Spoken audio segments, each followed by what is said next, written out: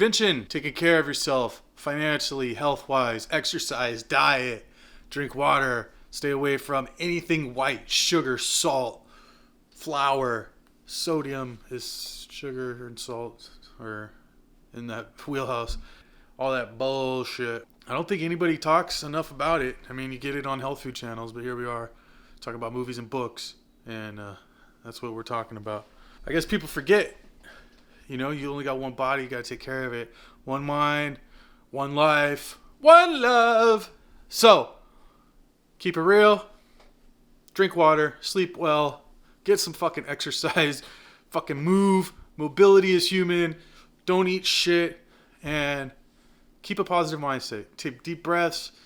Be thankful for what you have, not for what you don't. Use what you got. Don't try to acquire nothing else. And be longetive. That's a word for longevity is what I was going at. You want to try to get there for you, yourself, your family, to the government so you can take all their resources when you're old. But be the best you can be through simple yet abstract ideas of being healthy, mentally, physically, financially. Booyah. Read a book.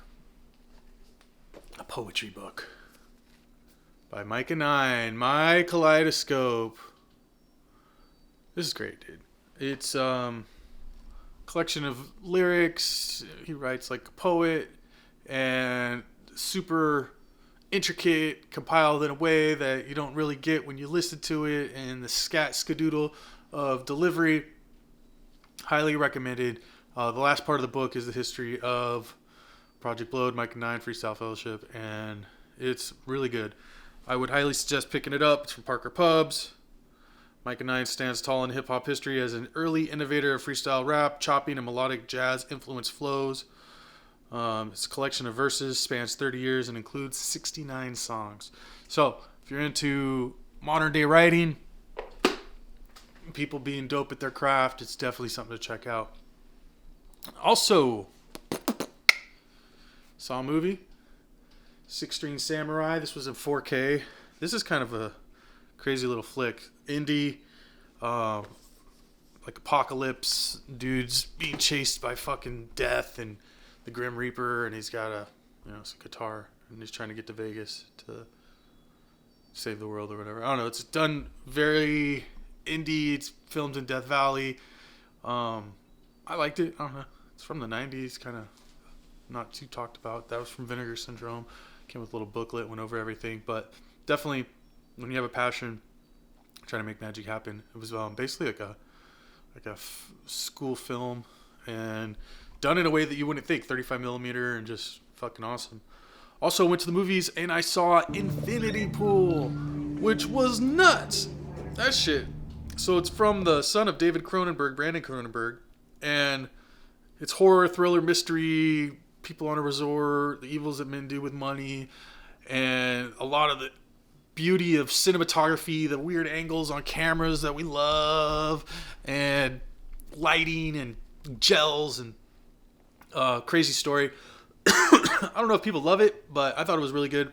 And if you're into fucking mindfuck cinema, definitely check it out. It's in theaters right now. Also, I saw from Darren Aronofsky, The Whale, with the big comeback of Brendan Fraser. And it's good. I don't know. It's, one of those that takes place in one location. He's 600 pounds and dying, doesn't want to see the doctor. And I think the ending was really cool. Like, bam. So you got to see it. That being said, I don't know. I think it was up for some awards. I think he's in a fat suit, but he's fucking huge and miserable. And that's life, right? In the city. Another pretty cool movie I saw, Dog Soldiers, a werewolf movie. Super indie from 2002. Highly suggested. I would peep it out. It's 6 men, full moon, no chance, military versus werewolves, and it's done with no budget but looks great. The editing is spectacular. I would definitely check it out. Dog Soldiers, one of the most explosive, purely enjoyable horror debuts since The Evil Dead, a birth of a werewolf movie. But it's actually done really well with no budget. But next for my movies was The Possession of Joel Delaney. And this is kind of crazy. It's like this dude who becomes possessed by his friend who was a murderer in New York. Filmed in 1971. Before The Exorcist, there was The Possession of Joel Delaney. A New Yorker who puzzles over sudden changes in her brother's behavior. It's kind of cool. That if you're into like the old like New York cult type weird possession devil fucking worshiping horror, it's right up your alley. Also, I peeped, which was kind of interesting, Killer's Delight. This is a movie from I think 77 or 78. Takes place in San Francisco, and it's kind of based on Ted Bundy, serial killer loose, cop trying to find him. Kind of cool. And then I think last week I saw The Girl with the Dragon Tattoo, and then I came up and had to watch The Girl in the Spider Web, which is part 2 to that, which is really part 4 of the book, which I haven't read any of the books. And I don't know, dude. I thought this was better than the original. The original is produced and directed by David Fincher. This one's Fede Alvarez. But I thought it was great. It's got bad ratings online. So I don't know, dude. But it was fun. High adrenaline. Super fun, like surround sound. Cool shit. She takes a motorcycle on a glass lake or a frozen lake. I don't know. I liked it. And then I peeped Heat Stroke, which is just kind of like a little indie film. Run, Fight, Survive. The Hunt is on. Basically, girl and dad's girlfriend are in the Sahara Desert studying hyenas. Dad gets shot and killed by some poachers, and then they got to survive in the desert. It's okay. Not fantastic, but it's cool. And I peeped this out. The Battery, which is the first must-see zombie film in a hell of a long time. This is super low budget, done on a micro budget. 2 former baseball players cut an aimless path across a desolate New England. They stick to the back roads and force to steer clear of the shambling corpses that patrol the once bustling cities and towns. Zombie outbreak. Dudes are surviving in a Volvo station wagon. I liked it. I don't know. I really don't like movies like this, but it was just so DIY and easy and fun. It feels like you could do it yourself. But if you're into zombie movies, definitely The Battery is the way to go.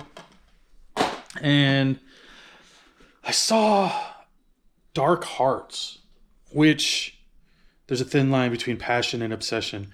And I thought, okay, so I just watched it, not knowing anything about it. And then if I were to tell you what it's about, you'd be like, oh, dude, that sounds fucking awesome. So it's like this dude who's trying to get a name in LA as a painter, and he can never get the right colors. And then he finds out human blood is the most beautiful red.